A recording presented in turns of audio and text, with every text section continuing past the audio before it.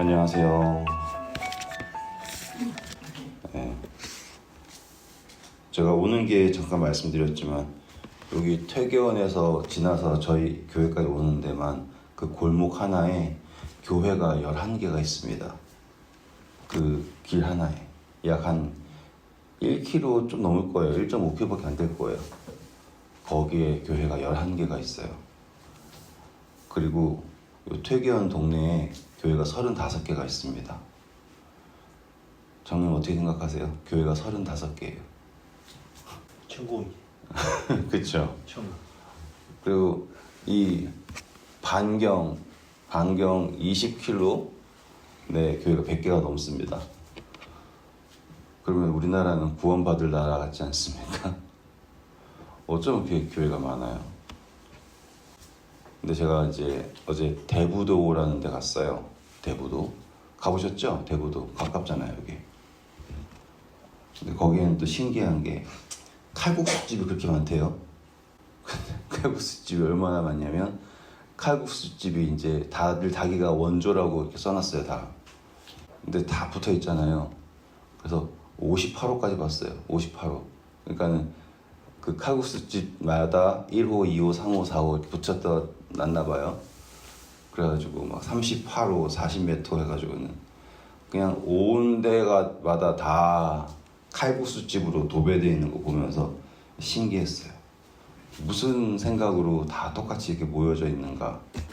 또 아까 제가 말씀드린 것처럼 교회들이 따닥따닥따닥 붙어 있으면서 왜 이렇게 교회가 많고 또 그 많은 교회들이 또 그 많은 칼국수집들이 뭘 말하고 싶은가.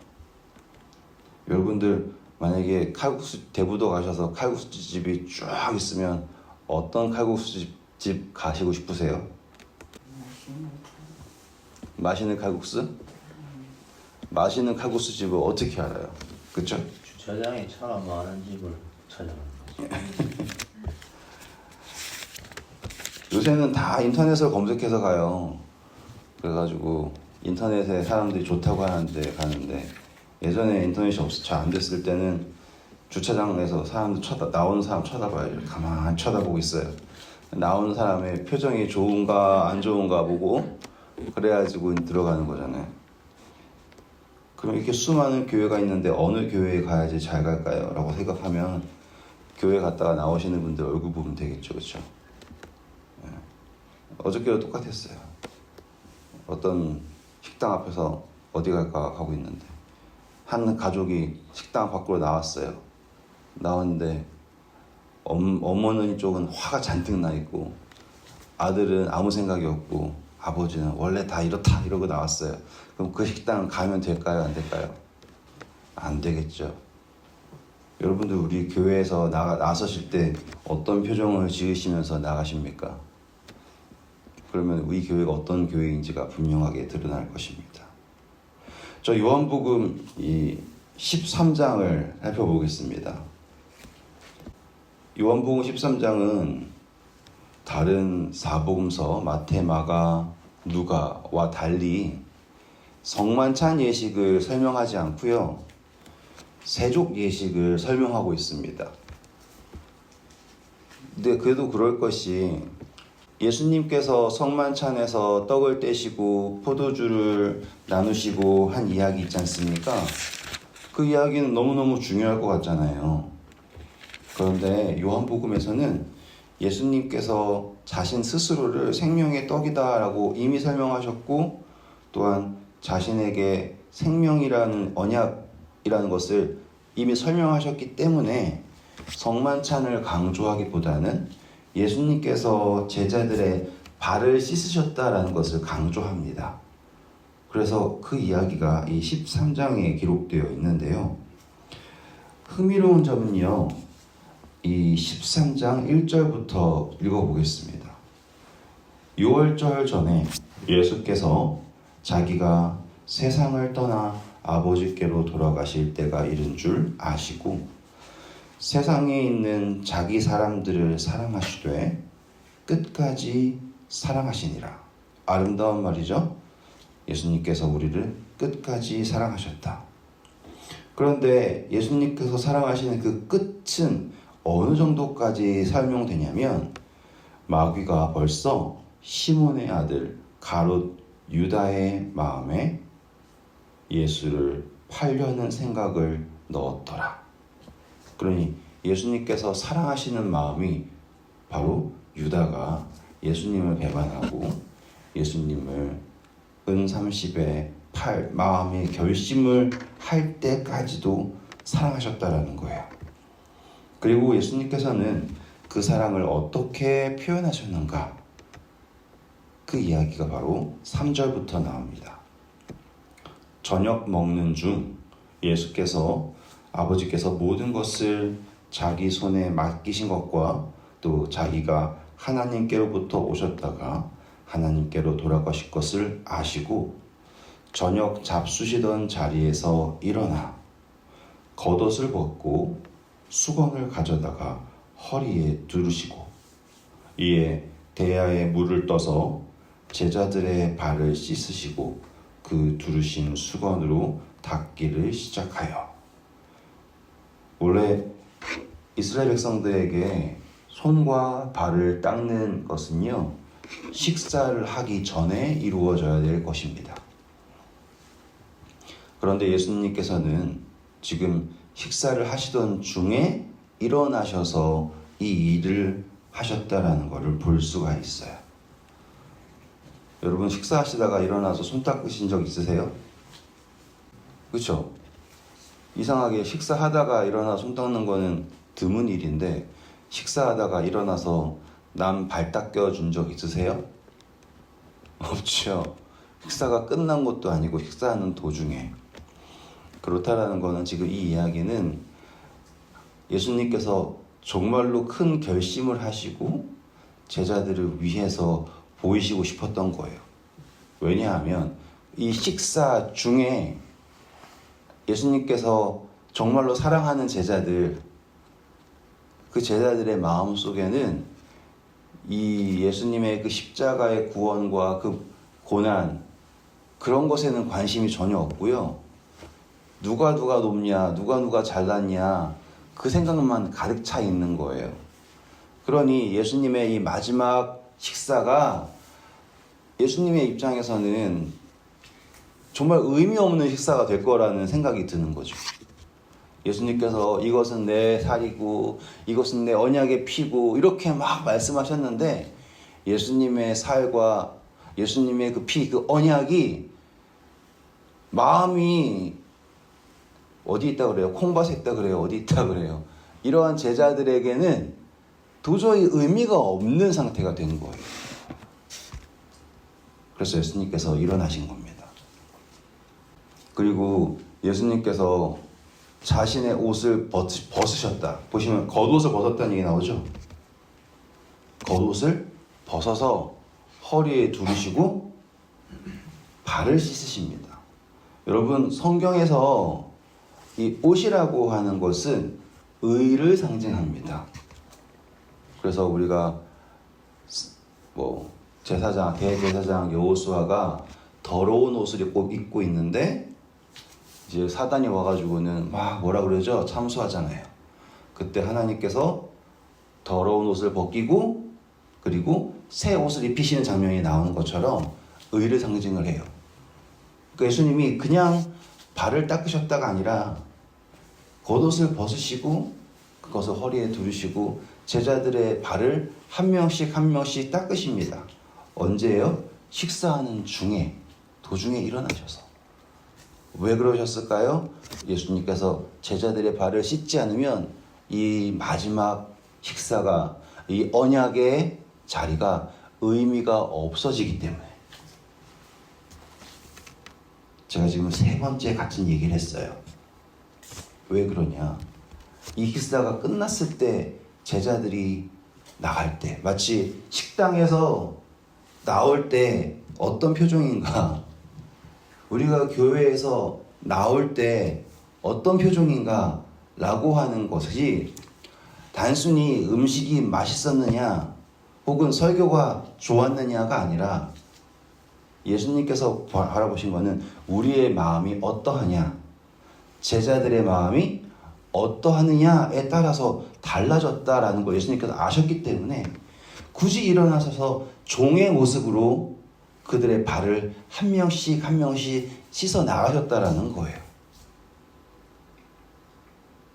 자, 이제 예수님께서 발을 씻으시고요. 할 때 누구부터 어떻게 씻으셨는지는 모르지만 제일 마지막에 씻은 사람이 누구라는 건 우리는 알고 있습니다. 시몬 베드로에게 이르시되, 그죠? 처음부터 씻기 시작하셔서 이제 시몬 베드로에게 이르시니 베드로가 이르되 주여 주께서 내 발을 씻으시나이까? 예수께서 대답하여 이르시되 내가 하는 것을 내가 지금은 알지 못하나 이후에는 알리라. 베드로가 이르되 내 발을 절대로 씻지 못하시리이다.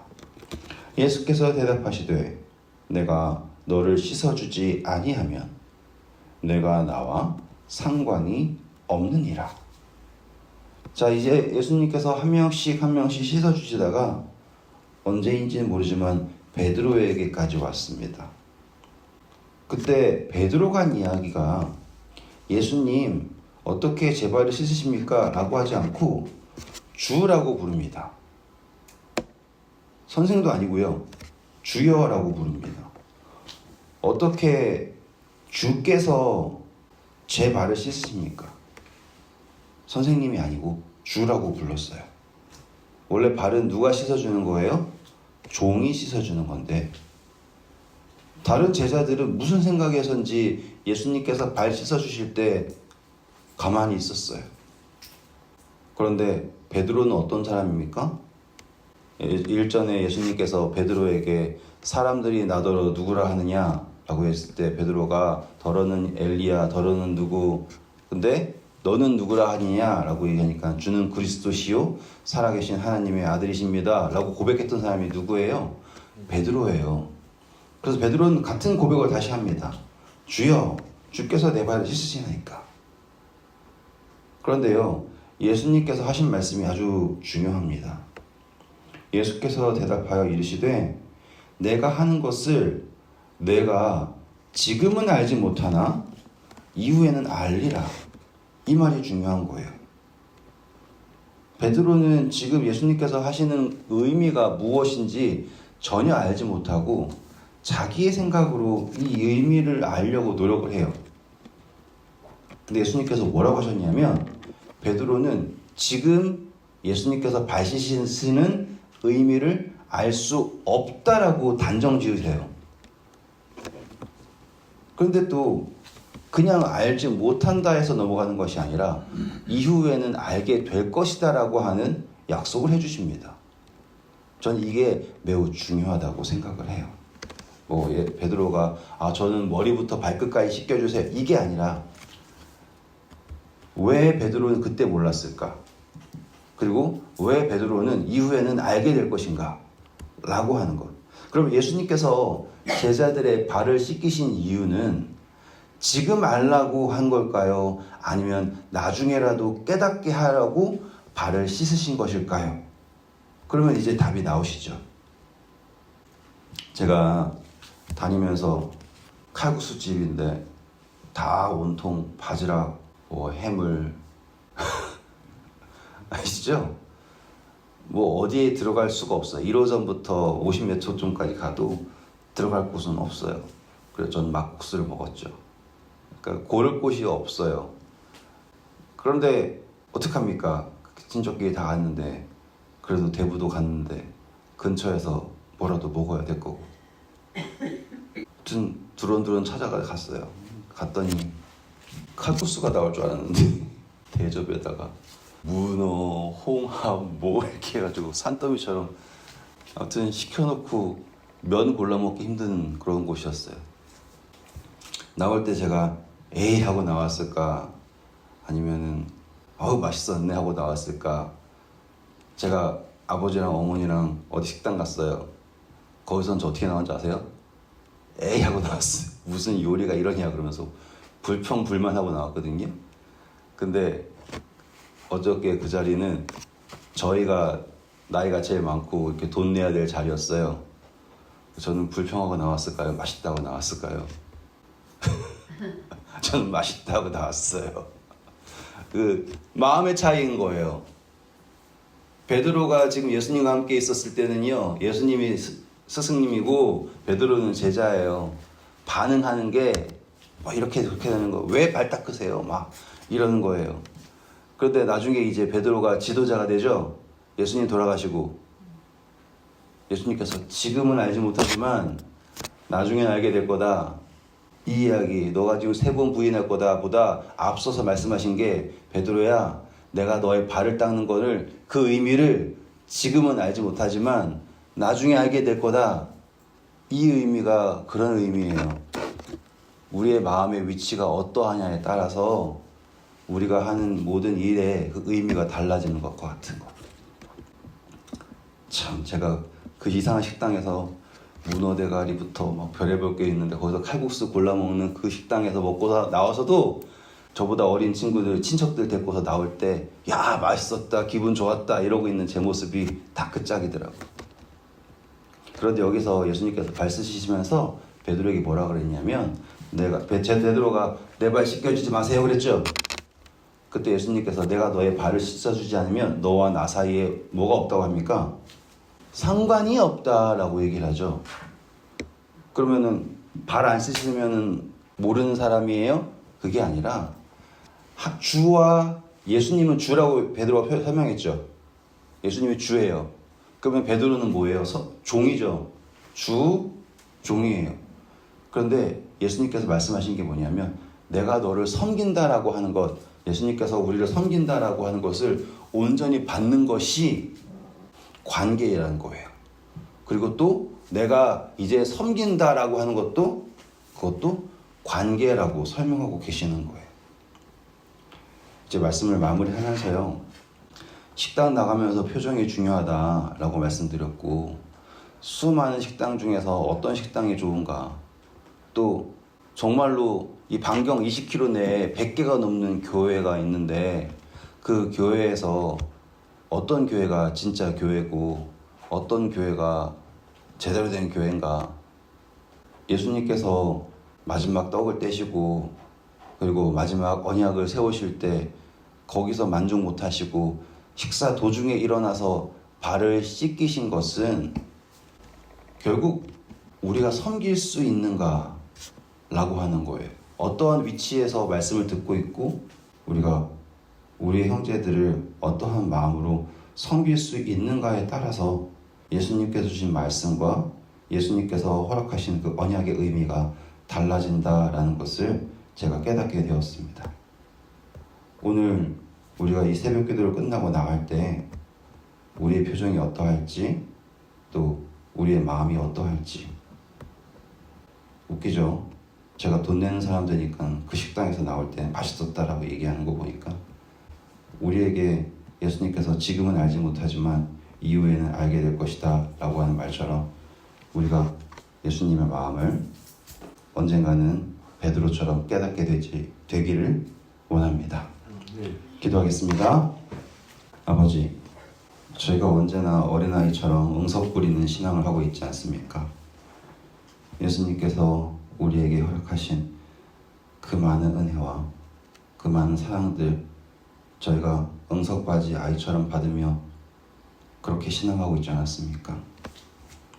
예수님께서 그 마지막 만찬에 아버지의 살과 아버지의 그 피를 나누시면서 도중에 일어나셔서 허리에 겉옷을 두르시고 제자들의 발을 하나씩 하나씩 씻으시면서 이제는 알지 못하지만 이후에는 깨닫게 될 것이다 라고 하셨던 그 말씀을 다시 한번 묵상해 봅니다. 저희를 사랑하시고 저희의 삶을 보듬어 주신 것 감사합니다.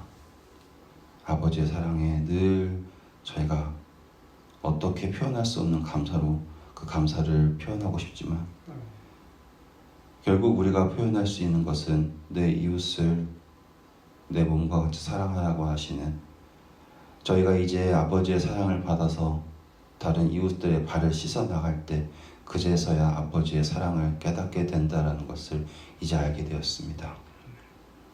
베드로가 이제 섬김을 받는 자에서 섬기는 자가 되었을 때 그 그가 변화를 누리고 또한 새 사람이 된 것처럼 저희에게도 다시 한번 섬길 수 있는 기회를 허락하셔서 아버지께서 보이신 그 사랑을 깨달을 수 있도록 도와주세요.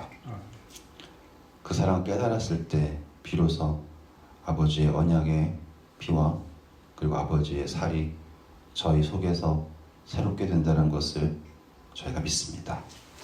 오늘 저희가 기도하는 바가 단순히 우리의 필요만을 외치는 것이 아니라 저희에게 허락하신, 저희에게 섬기라고 보내주신 아버지의 자녀들을 사랑하면서 그들을 위하여 기도하면서 아버지와 함께 동행할 수 있도록 저희에게 힘을 허락하여 주세요. 오늘 이 자리에 머리 숙인 아버지의 백성들에게 아버지의 은혜와 사랑과 그리고 축복이 그리고 인도하심이 앞으로도 영원히 있기를 바라며 이 모든 말씀 주 예수 그리스도의 이름으로 기도드립니다. 아멘.